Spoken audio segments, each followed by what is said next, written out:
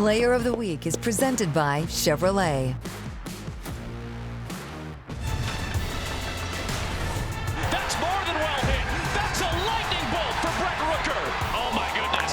Fly ball, deep left field. You can kiss that one goodbye. He's done it again. Wow. Swing it. A two-homer inning for Brent Rooker. It's a three-run shot. He's driven in 5 in the inning.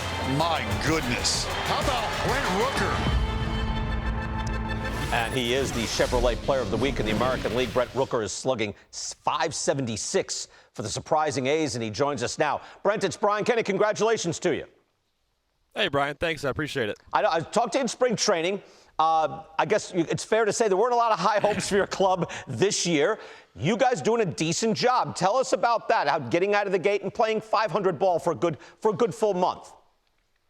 Yeah, I think I think in spring training the expectations within our clubhouse and within our locker room was far higher than those coming from outside. So I think the start we've had isn't necessarily surprising to any of us. I think we all kind of saw the potential we had as far as the talent and the ability we had to go out and play good baseball. So we're just looking to keep it rolling. You know, I wondered too, like how much things can change year to year.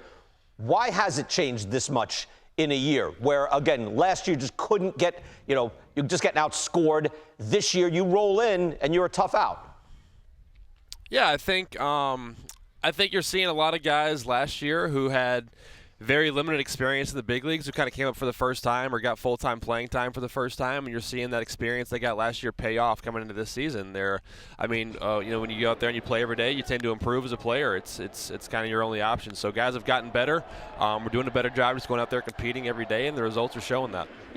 Since we spoke, like the news came out about the plans for the A's and everything else, you're going to be playing in Sacramento next season. I'm just wondering, have you guys started making arrangements? Do you get a place there? What do you do? No, not yet. That stuff will all kind of take care of itself in the off season. Start looking for places to live and things like that. Right now, we're obviously just focused on this season, trying to make it as good as we possibly can. Keep playing hard and keep winning as many games, and then whatever the future looks like, whatever that holds, we'll take care of that when the time comes. There's like a nice little park there, AAA Park. You have historically, by the way, been a fastball hitter. This year, this is league-wide, the career-low fastball rate.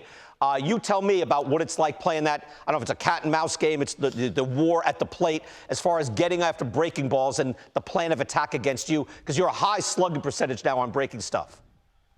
Yeah, I think like you said, the league is throwing more breaking balls than it ever has, and that's with guys throwing harder than they ever have. So when you combine the fact that more guys throw 97, throw 98, but then they never really throw it, they just tend to throw their breaking stuff. It's tough in there. It's tough to have consistent success. So it's just putting yourself in position to be able to compete as best you can. It's looking at tendencies, looking at counts. I think for me, occasionally taking a chance and picking a pitch and staying on it, just because guys' stuff is so good. But when you step in that box, it's all about competing. It's all about doing whatever you can to win. I know, Brent, I asked you if you'd seen the play last night. Wilson Contreras getting hit in the forearm by J.D. Martinez last night, and he's out 6 to 8 weeks. You tell us. We have, the stats on it where there's more catcher interference than ever before. What is happening at the plate? What's the dynamic that's happening, and have you noticed that? I think we've noticed the more catchers interference. I personally haven't necessarily noticed, feeling like catchers are closer to me or anything like that, but I know there is such an emphasis on trying to get that low strike call now that that's not surprising that you see guys creep closer to try to keep that in the zone or try to steal an extra strike or two per game, which extra strike or two or even more than that can drastically alter the course of a game. If you go from you get a 1-2 count instead of a 2-1 count, those are totally different. Or even stealing a strike three can vastly change a game. So I don't think it's surprising to see guys kind of creeping in there a little bit. Yeah, you haven't had one of those. Are you a little higher in the box? Because you look like a guy who would have a good long swing, being the slugger that you are. Are you a little higher in the box, or why does that not happen with you? I don't know. It's a good question. No, I'm in the very back of the box. So I don't know why that. I don't know what that would be. I don't know if it's what the science behind it is. If taller guys maybe get a little bit less catcher's interference just because you're higher and you're further away from the catcher, or what that looks like. But no, I'm in the very back of the box, and I don't know if I've ever had a catcher's interference in my career, to be honest. So I don't know what that's about. I think that's a no. Yeah, no, you're in the clear, yeah. Literally, figuratively, and literally. Brent, again, congratulations on being Player of the Week. well earned, and good luck the rest of the way. You guys are playing well. We'll hope to talk to you again. Thanks, Brian. Appreciate it.